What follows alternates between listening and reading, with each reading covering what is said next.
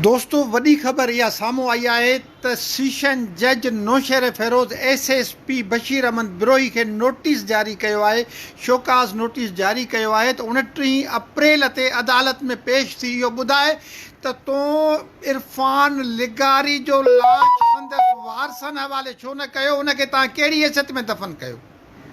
अदालत इहो वाज़े तौर ते कयो आहे, सेशन जज नदीम बदर काज़ी इहो वाज़े तौर ते उन में लिखियो आहे त जेकॾहिं बशीर बिरोही तूं अदालत में पेश न थिए त तूं असां सम्झंदासीं त तोखे पंहिंजी सफ़ाई में चवण लाइ कुझु बि कोन्हे को ऐं तुंहिंजे ख़िलाफ़ यकतरफ़ा कार्रवाई कई वेंदी।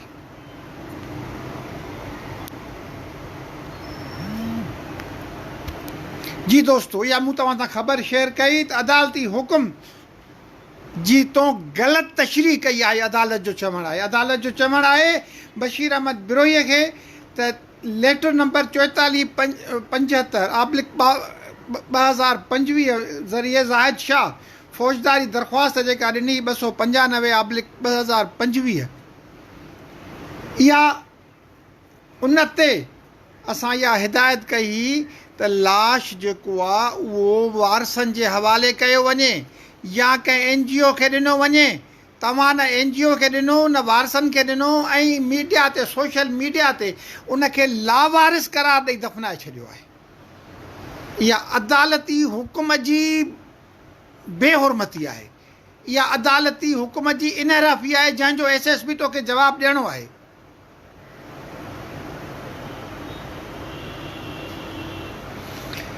तव्हां पंहिंजे एक्शन सां इहो साबित कयो आहे त तव्हां कोर्ट जे हुकुम खे न मञियो आहे।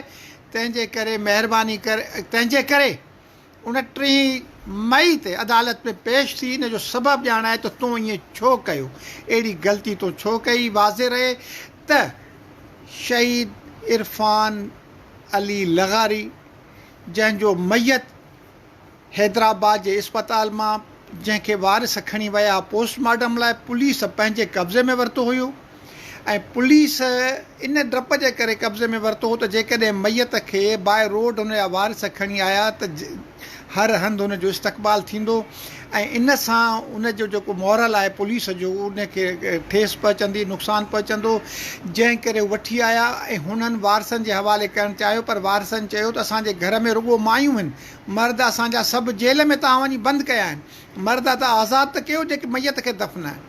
इन दौरान ज़ाहिद शाह जंहिं पंहिंजो तालुक़ शिया उलमा काउंसिल सां ॼाणायो ऐं दरख़्वास्त ॾिनी त मैयत खे मैयत खे दफ़नाइण जी इजाज़त ॾिनी वञे। अदालत इहो हुकुम ॾिनो त मैयत खे वारसनि हवाले कयो वञे या NGO हवाले कयो वञे, पर इहो हुकुम ॾिनो पुलिस खे, SSP खे, बशीर अहमद बिरोहीअ खे, पर हुननि ईअं न कयो ऐं उहो ॾींहुं बि छॾे ॿिए ॾींहं ते 3 ॾींहं ते यानी वञी हुननि जेको आहे सो दफ़न कयो लाश, पर उहो बि पुलिस जी तहवील में ऐं मैयत जे फ़िक़े खां हटी करे, फ़िक़े जाफ़रिया खां हटी करे हुनजो जनाज़ो वग़ैरह पढ़ायो वियो जंहिंमें हुनजो को बि भाती शरीक न थियो। हीअ वॾी ख़बर हुई जेका मूं तव्हां सां शेयर कई। 29 मई ते अदालत तलब करे वरितो आहे SSP बशीर अहमद बिरोहीअ खे ऐं जेकॾहिं हू जवाबु ॾियण में नाकाम थो रहे त हुन ख़िलाफ़ु यकतरफ़ी अदालत कार्रवाई करण जो अल्टीमेटम खेसि ॾेई छॾियो आहे। पंहिंजे भाउ पंहिंजे दोस्त शेर मोहम्मद ख्वावड़ खे इजाज़त ॾींदा। अलावाई।